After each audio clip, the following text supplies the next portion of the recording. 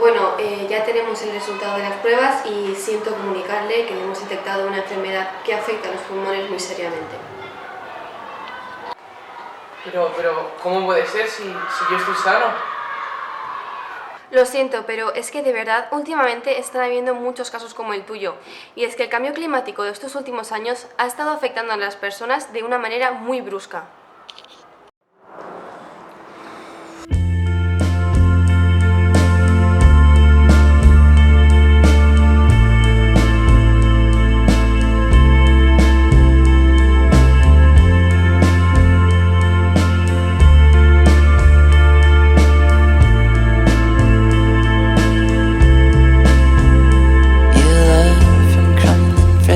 Watching cityscapes turn to dust.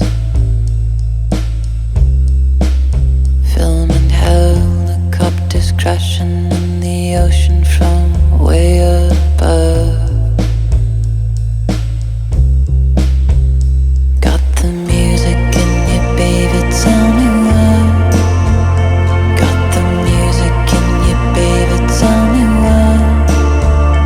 You've been locked in here forever and you just can't say goodbye. Kisses on the foreheads of the lovers wrapped in your arms. You've been hiding them in hollowed out pianos left in the dark.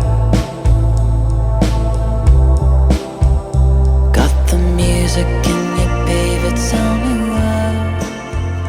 Got the music in Juan, tengo algo que contarte. Cuenta.